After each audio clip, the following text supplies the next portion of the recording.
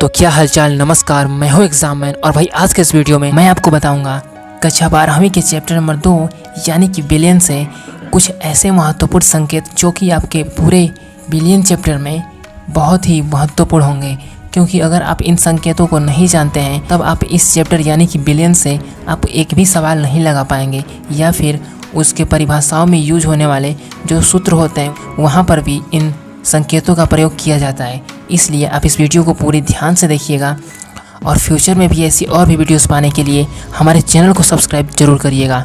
तो चलिए आज की वीडियो शुरू करते हैं। तो देखिए, मैंने पिछले वीडियो में आपको ये बता रखा है, लेकिन आज के इस वीडियो में मैं सभी संकेतों को बताऊंगा जो कि इस बिलियन चैप्टर में यूज किया गया है, और बस आप इन्हें तैयार कर लीजिएगा। आपका पूरा चैप्टर यानी कि पूरा बिलियन का चैप्टर एकदम आसान लैंग्वेज में आपको समझ में आने लगेगा। यानी कि अगर आप इन्हें कर लेते हैं तो भाई आप बिलियन के सभी सवालों को बड़े ही आसानी से लगा सकते हैं। तो चलिए हम सभी संकेतों को देख लेते हैं।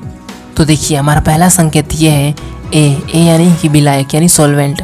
अगर कहीं पे ए लिखा हो इस पूरे बिलियन चैप्टर में तो आप उन्हें विलायक यानी कि आप उन्हें सॉल्वेंट कहेंगे। और कहीं पे वी लिखा हो तो वहाँ पे विले यानी कि सॉल्यूट, विले यानी कि सॉल्यूट होगा। और डब्ल्यू यानी कि द्रव्यमान या फिर मात्रा, और इसे इंग्लिश में हम मास कहते हैं। और वी यानी आयतन, ये आपको पहले से ही पता होगा क्योंकि आपने ये सब चीज़ें पिछली क्लास में पढ़ रखा होगा। अगर नहीं पढ़ रखा है तो बिल्कुल भी घबराने की ज़रूरत नहीं है, क्योंकि यहाँ पे आपको ऐसे ही पढ़ाया जाएगा कि आपने 11th में कुछ नहीं पढ़ रखा है, फिर भी आप 12th में टॉप करोगे। बस आप यहाँ से बिल्कुल ईमानदारी से पढ़िए और चैनल को सब्सक्राइब कर लीजिएगा। तो चलिए हम नेक्स्ट वाला देख लेते हैं। तो नेक्स्ट वाला हमारा है वी यानी कि आयतन। आयतन को इंग्लिश में कहते हैं वॉल्यूम। और नेक्स्ट वाला हमारा ये है एम से हम क्या डिनोट करते हैं, तो वो है आणविक द्रव्यमान या फिर अणुभार, और इसे इंग्लिश में कहते हैं मॉलिक्यूलर मास या फिर मोलर मास। और नेक्स्ट हमारा है मोल यानी कि इसे हिंदी में भी हम मोल कहते हैं और इंग्लिश में भी मोल कहते हैं, और इसे हम स्मॉल एन से डिनोट करते हैं। और आपके पास है कैपिटल एक्स, और कैपिटल एक्स को हम क्या कहते हैं, कैपिटल एक्स को हम मोल फ्रैक्शन कहते हैं।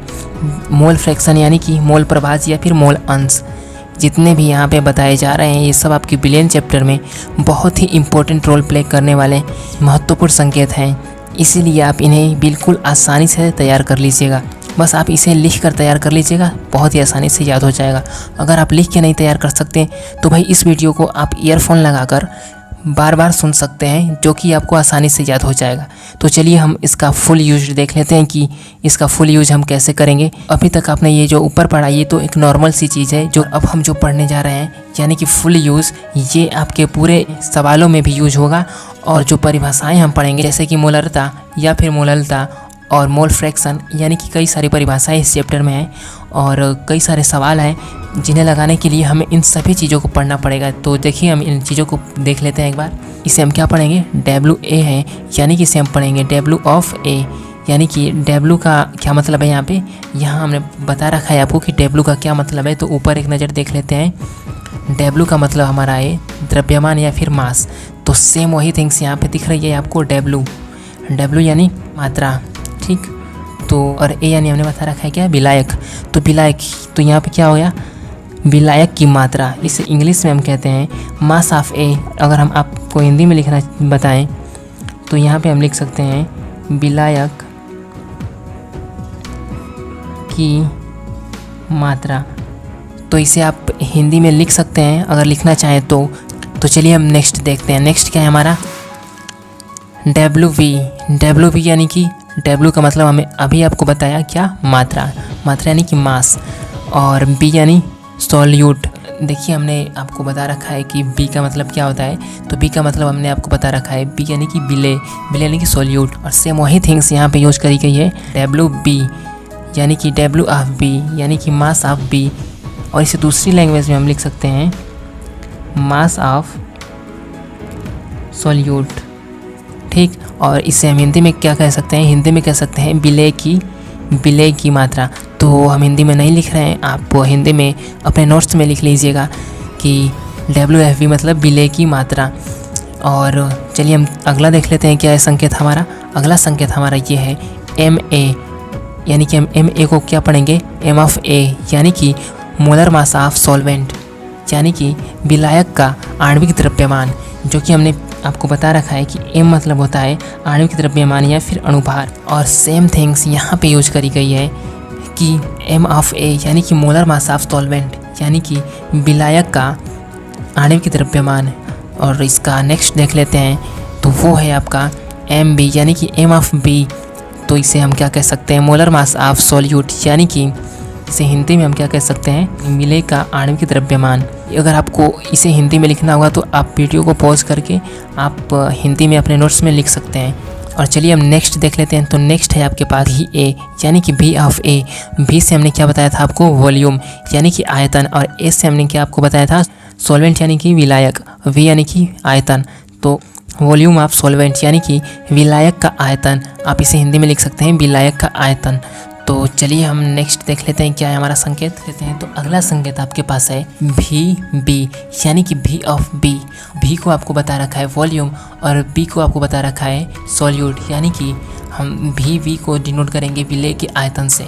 ठीक, अगर आपको हिंदी में लिखना है तो भाई आप लिख सकते हैं इसे विलेय का आयतन। तो भाई चलिए हम नेक्स्ट देख लेते हैं क्या है हमारा। तो नेक्स्ट हमारा संकेत है एन बी यानी कि एन ऑफ वी, और एन को हमने क्या बताया था आपसे, एन यानी कि मोल, मोल ऑफ सॉल्यूट यानी कि विलेय का मोल। अगर आपको कहीं पे ये दिखे कि एन बी लिखा है तब आप उसे तुरंत पहचान जाएंगे कि वो ये लिखा है कि विलेय का मोल। ठीक, तो चलिए हम नेक्स्ट देख लेते हैं कि नेक्स्ट हमारा क्या है। तो नेक्स्ट हमारे पास ये है एन ए को हम कहते हैं एन ऑफ ए यानी कि मोल ऑफ सॉल्वेंट यानी कि विलायक का मोल। ठीक, यानी कि आपको कहीं ऐसा लिखा मिल जाए एन ए तो आप समझ जाएंगे कि विलायक का मोल ये लिखा है। यहाँ पे आप खुद देखिए ए ऑफ एन, आप इसे ऐसे पढ़ेंगे ए ऑफ एन। तो चलिए इसका हम नेक्स्ट देख लेते हैं। तो नेक्स्ट हमारे पास ये है कि एक्स ऑफ ए यानी कि मोल फ्रैक्शन ऑफ ए, और जहाँ पे आपको एक्स ए दिख जाए तो इसे आप ये पढ़ेंगे एक्स ऑफ ए, और इसका फुल फॉर्म हम ऐसे बता सकते हैं कि मोल फ्रैक्शन ऑफ सॉल्वेंट, और आप इसे हिंदी में बता सकते हैं विलायक का मोल प्रभाज या फिर विलायक का मोल अंश। ठीक, तो नेक्स्ट वाला हम देख लेते हैं एक्स बी यानी कि एक्स ऑफ बी। इसका फुल फॉर्म हमको बताएं तो क्या हो जाएगा, मोल फ्रैक्शन ऑफ बी यानी कि solute, mole fraction of solute. तो अगर आप इसे हिंदी में बताएं तो इसका हिंदी मतलब ये हो जाएगा कि विलेय का मोल प्रभाज, यानी कि अगर आपको कहीं एक्स बी लिखा मिल जाए तो आप इसे ये कहेंगे कि विलेय का मोल प्रभाज लिखा है। तो गाइस ये जितनी भी चीज़ें हमने आपको बताई ये बहुत ही इम्पोर्टेंट है आपके पूरे विलेयन चैप्टर में। आप जो भी परिभाषा या फिर कोई भी सवाल लगाएंगे तो बस इतना ही है गाइस, इसमें कोई रॉकेट साइंस नहीं है कि जो आपको नहीं याद होगा। आप इसे बहुत ही आसानी से याद कर सकते हैं, और भाई आप इन्हें बढ़िया से याद कर लीजिएगा, क्योंकि अगर सवाल लगाना है तो इन्हें याद करना ही पड़ेगा और बहुत आसान चीज़ है। तो गाइस आई होप कि आपको ये क्लास समझ में आई हो। अगर क्लास समझ में आई हो तो प्लीज़ वीडियो को लाइक ज़रूर करिएगा, और ऐसे ही वीडियो रोज़ाना पाने के लिए हमें सब्सक्राइब जरूर करिएगा। और अगर आपको किसी प्रकार का क्वेश्चन हमसे पूछना है तो भाई कमेंट सेक्शन में हमसे क्वेश्चन पूछ सकते हैं।